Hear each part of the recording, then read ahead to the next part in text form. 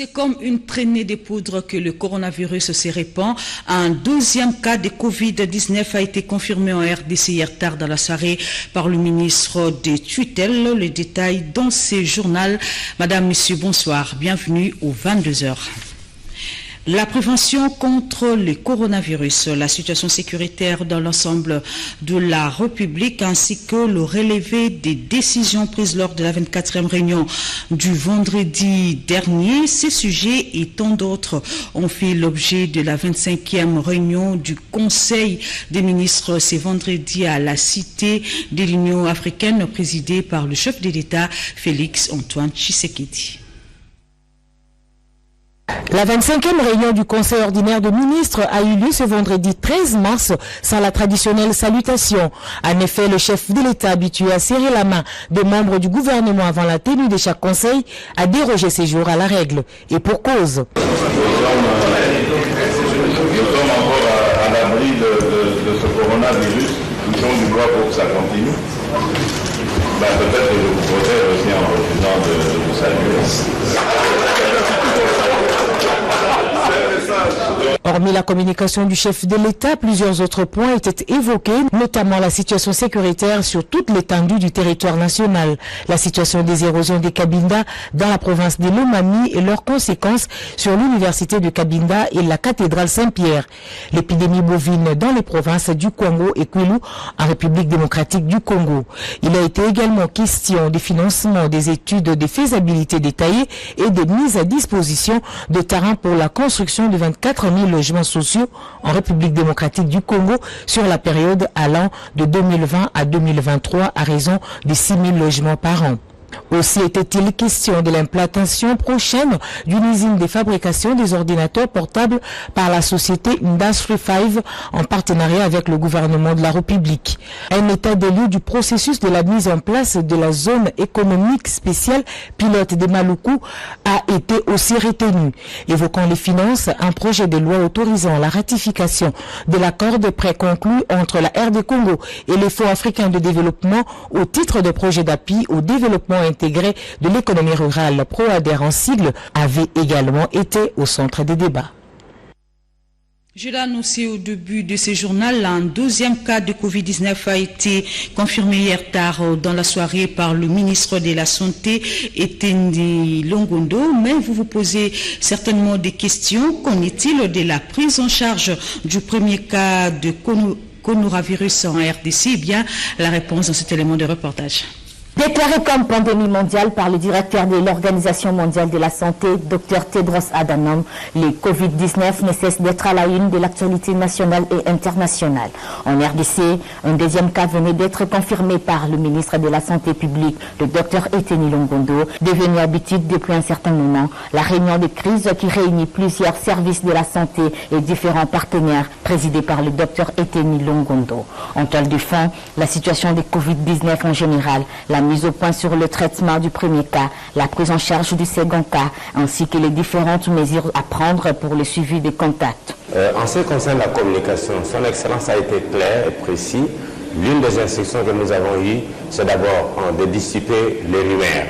Il y a beaucoup de rumeurs à Kinshasa qui tournent et des spéculations. Pour mettre fin à toute spéculation et fake news qui alimentent les réseaux sociaux, le ministre de la Santé a dépêché une autre équipe pour la contre-expertise auprès du patient interné à l'hôpital de l'amitié sino-congolaise d'Ndjili. Je remercie les autorités pour la prise en charge. Je suis bel et bien à l'hôpital, comme vous pouvez le constater. Je mange très bien. Je suis congolais, votre frère. Je regrette tout ce monde qui utilise les réseaux sociaux.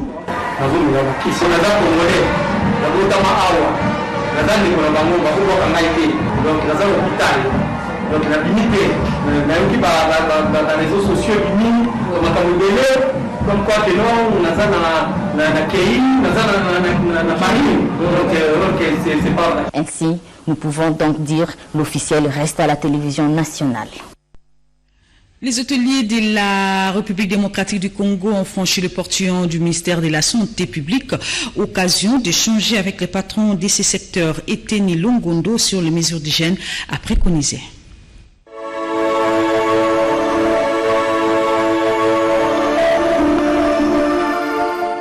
France, par exemple, le secteur du tourisme enregistre un manque à gagner de 5 à 6 milliards d'euros à cause de l'épidémie du coronavirus. La RDC, dont le secteur serait en voie d'être relancé, risque d'en souffrir davantage. Pour éviter les désastres, le ministre du Tourisme, Yves Bonkoulouzola, a réuni les opérateurs de son secteur, plus particulièrement ceux qui tiennent les hôtels, restaurants, cafés et autres sites touristiques, pour des dispositions pratiques en matière de prévention contre les Covid-19. On demande actuellement à tous les hôteliers, à tous les restaurateurs, des gens qui ont des boîtes de nuit, de prendre des mesures d'hygiène, c'est-à-dire que mettre des bassins d'eau avec des savons pour nettoyer les mains, ou à défaut des alcools désinfectants. Ça, c'est les premières mesures à prendre. Donc, c'est question d'être responsable. Nous avons un ministre qui a pris conscience du danger et c'est à nous de prendre le relais et de se protéger nous-mêmes et protéger ensuite toute la population. Sinon, si ça touche les secteurs, vous imaginez un peu la catastrophe. Des mesures, une fois respectées, l'on peut évidemment arrêter la propagation à grande échelle du coronavirus à travers le tourisme, l'une des portes d'entrée dans un pays de plus de 80 millions d'habitants. Notez bien dans vos agendas que la date du 12 mars de chaque année sera célébrée la journée dite Challenge Entreprise. L'annonce a été faite par le Premier ministre Ilunga Ilunkamba lors de la première cérémonie de remise des prix de mérite entrepreneuriat au lauréat. Françoise Bouela. Ils sont 10 à avoir été sélectionnés par le jury qui devait choisir les meilleurs d'entre les Congolais qui ont fait preuve dans divers domaines d'activité. Et pour les encourager, les lauréats ont reçu notamment de la présidente de l'Assemblée nationale, Janine Mabunda, des prix tels que le prix entrepreneurial, le prix femmes entrepreneurs, les jeunes entrepreneurs, le prix de la meilleure PME en matière civique et fiscale et le prix meilleur maître artisan. Et pour marquer le point d'honneur, ces compatriotes de distinction ont été décorés par le Premier ministre Ilunga Ilunkamba des médailles d'argent et de mérite civique décernées par la chancellerie des ordres nationaux. Cette manifestation organisée par le gouvernement en collaboration avec la FEC le jeudi 12 mars est une initiative qui a pour objectif de susciter l'émergence de la classe moyenne congolaise et surtout l'intégration des PME dans la chaîne des valeurs de production. L'événement baptisé Challenge Entreprise sera célébré désormais le 12 mars de chaque année. L'accès au financement est un frein à l'émergence des PME, a indiqué Albert Yuma, président de la FEC.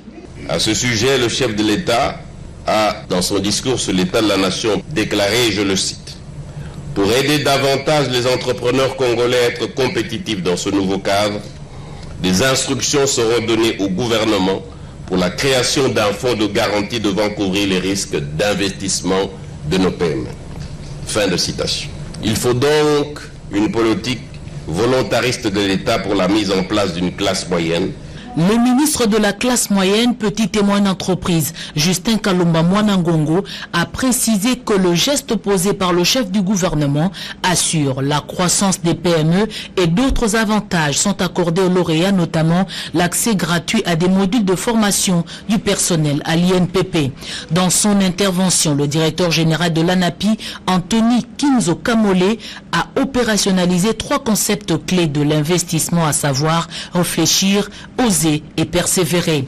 Le gouvernement congolais s'engage désormais à placer l'entrepreneuriat local au centre de la politique économique et sociale de son action dans le but de rendre les entreprises plus professionnelles et compétitives, a souligné le Premier ministre, représentant personnel du président de la République à cette occasion. Au sujet de la cérémonie de ce jour, je voudrais relever ici 3 faits majeurs. D'abord, le caractère national de la sélection, en ce que non seulement celle-ci a ciblé les entreprises opérant sur l'ensemble du territoire national, mais aussi que les entreprises éligibles sont exclusivement celles dont le capital social est détenu majoritairement par des Congolais. Ensuite, l'originalité de prix, en ce que non seulement ceci couvre les mérites dans des domaines très déterminants de l'émancipation de nos entreprises, mais aussi confère un nouveau statut social aux lauréats. Enfin, la parité observée dans le chef des 10 lauréats, dont 5 sont des femmes, en ce mois de mars consacré à la femme. Cette activité cadre avec le programme d'action du gouvernement Ilunkamba. La Russie veut raffermir davantage ses relations avec la République démocratique du Congo dans les domaines miniers. Son ambassadeur à Kinshasa l'a dit au cours d'une audience lui accordée par le ministre de Mines, Willy Kitobo, qui a également reçu la délégation de la Commission nationale de lutte contre la fraude minière. La Russie compte exploiter certaines mines en partenariat avec la République démocratique du Congo. L'ambassadeur de Russie est venu exprimer ses désirs au ministre de Mines, Willy Kitobo Samsoni. Étant donné la teneur riche de minerais contenus dans ces mines, le ministère de Mines a demandé que ce partenariat soit gagnant-gagnant, que la RDC ait de part importante dans cette coopération. On a examiné les questions et les perspectives du relancement de la coopération dans le domaine des mines entre la Fédération de Russie et la RDC. Et vu l'importance de cette question qui a été examinée lors du sommet de Sochi, Russie-Afrique, notamment pendant la rencontre du président Vladimir Poutine et président congolais Félix-Antoine Tshisekedi. Dans un autre registre, la commission de lutte contre la fraude minière présente beaucoup de défaillances dans l'exécution de missions qui lui ont été confiées par le ministère. C'est ainsi que le ministre de Mines, Willy Kitobo Samsoni, a eu une longue séance de travail avec le membre de cette commission pour recadrer les choses. Le ministère de Mines constate la résurgence des actes frauduleux. Le ministre a recommandé à la commission la mise sur pied notamment d'une banque de données pour permettre à la commission de mener des actions concertées et resserrer le contrôle pour diminuer la fraude des minerais. La société civile environnementale a tenu une conférence de presse ce vendredi sur l'attribution de 9 concessions forestières des Maniema Union aux entreprises chinoises jugées illégales. Depuis 2002, la République démocratique du Congo a pris l'engagement d'assainir les secteurs forestiers à travers la revue légale de la conversion des anciens titres forestiers en contrats de concession forestière. En 2016, certaines concessions ont fait l'objet de rétrocessions au domaine forestier privé de l'État, puis rétribuées illégalement sous les moratoires. Aujourd'hui, le groupe de travail Climat-RED rénové de la société civile environnementale déplore l'attribution par la voie de cession de 9 concessions forestières appartenant à la société Maniema Union aux entreprises chinoises par les ministres de l'Environnement et le Développement durable, Claude Nyamugabou, en violation du moratoire et le non-respect d'un processus d'adjudication. Après avoir rencontré le ministre lui-même à 2 reprises et après avoir obtenu les éléments d'information, des documents en notre possession et que nous avons examinés, tous ces éléments-là n'étant pas formellement réunis, les cessions n'auraient pas dû être autorisées. En réponse, le ministre de l'Environnement et le Développement durable, Claude Nyamugabou, a maintenu sa position en disant qu'il n'a pas violé les moratoires et s'agissant des irrégularités relevées, il a diligenté une mission sur terrain de 9 concessions forestières en vue de se renseigner davantage et d'envisager des mesures correctives. La question sur la situation des fonctionnaires de la province de la Tchopo était au centre des échanges entre la ministre de la fonction publique et les élus de Bassoko. Nous avons enregistré beaucoup de préoccupations soulevées par nos électeurs et il était donc de notre devoir de porter à la connaissance, Madame la ministre de la fonction publique, les préoccupations qui relèvent de sa compétence afin que des solutions idoines soient apportées. Il s'agit principalement de la situation sociale du personnel de l'État. Que ces conditions soient aussi améliorées parce que sur le terrain, la situation laisse à désirer. Il s'agit en outre de ces fonctionnaires qui travaillent pour l'État congolais depuis plusieurs années, mais sans avoir la reconnaissance officielle, notamment reconnue par l'attribution d'un numéro matricule. Il y en a qui sont déjà porteurs de ces numéros matricules, mais ils ne savent pas qu'est-ce qu'ils doivent en faire parce que ça ne produit pas d'effet. Elle m'a rassuré qu'elle va mettre tout en œuvre pour que des solutions appropriées soient trouvées. Et je mesure la responsabilité qui lui revient et je pense qu'il faut lui faire confiance. Et nous pensons que l'équipe qui l'entoure va l'aider à ce qu'elle puisse réussir son mandat parce que ses frères attendent d'elle des solutions à leurs préoccupations. En 2 jours, la province de l'Ituri sera déclarée zone sans Ebola. Ces propos ne sont pas de moi, mais du docteur Jean-Jacques Mouyembe qui l'a fait savoir au gouverneur de province Jean Babanissa Saïdi. Dans quelques jours, la province de l'Ituri sera déclarée une zone sans maladie à virus Ebola. Déclaration de virologue Dr Jean-Jacques Mouyembe au gouverneur de cette province, Jean Babanissa Saïdi, lors d'une séance de travail qui a eu lieu à Bunia le jeudi 12 mars 2020. Les experts en santé et le gouvernement provincial ont évalué ensemble les résultats obtenus et les difficultés rencontrées lors de la prise en charge des victimes de cette maladie. Pour Jean-Jacques Mouyembe, les nouvelles stratégies seront mises en place pendant la période post-Ebola, dite période de transition. Il s'agit de renforcer les structures sanitaires à travers toute la province de l'Ituri. Pas abandonner la province, nous pensons déjà à renforcer les structures de santé et également à nous occuper à d'autres besoins essentiels des populations ici dans l'Ituri. Et nous sommes venus donc solliciter l'implication de l'autorité de la province et de ses collaborateurs pour que ce programme que nous allons instituer, donc le programme post-Ebola, le programme de transition, soit vraiment un programme effectif ici dans la province. Très satisfait de cette annonce, le gouverneur Jean Babanissa Saïdi appelle les filles et fils de la province de l'Ituri au respect des règles d'hygiène déjà mises en place dans tous les coins de la province de l'Ituri pour éviter la résurgence de cette épidémie.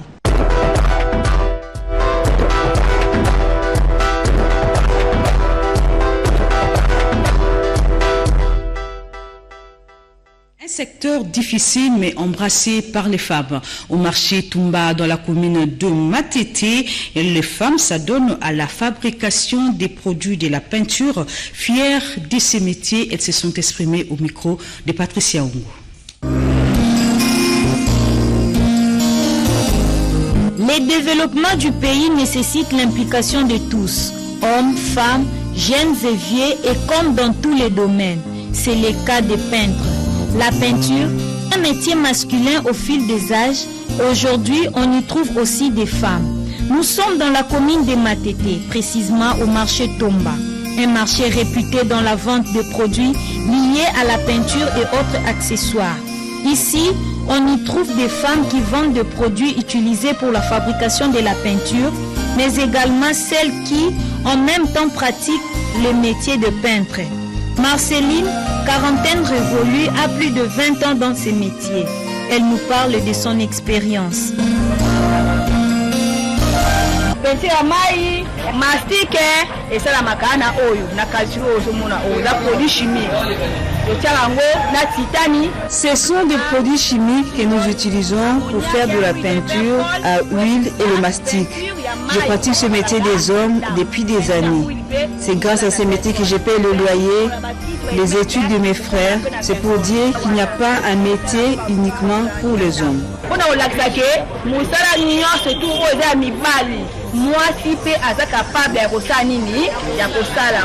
D'autres par contre ont trouvé comme créneau la vente des peintures aux côtés des hommes et se disent fiers de leur activité.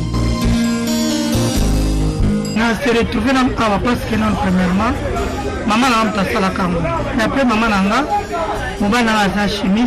C'est ma mère qui a commencé à vendre ici et mon mari est chimiste. C'est ce qui m'a motivé. Je n'ai pas honte pour ça.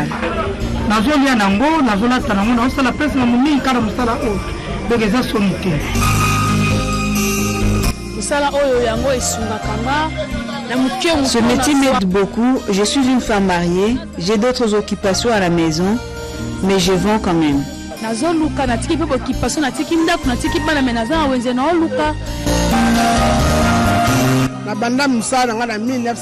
Je n'ai pas honte de vendre de la peinture. C'est grâce à ces métiers que mes enfants ont étudié et je suis propriétaire d'une maison grâce à la vente des peintures. C'est un métier d'homme, mais nous les faisons pour aider nos maris. C'est un métier intéressant.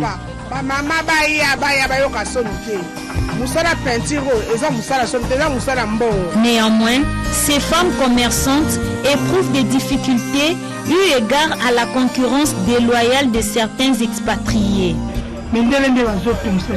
Ce sont les expatriés qui nous causent du tort. Ils vendent également en détail. C'est difficile d'écouler la marchandise. Même 5 cartons ou 3 cartons. Ils sont venus pour autre chose, mais actuellement, ils vendent tout et en détail. En tout état de cause, que l'argent vienne d'une activité effectuée par l'homme ou la femme contribue au bien-être d'un ménage. Comme qui dirait, l'argent n'a pas de couleur, moins d'odeur. Du Bandundu, les femmes parlementaires ont réfléchi sur la situation de la femme.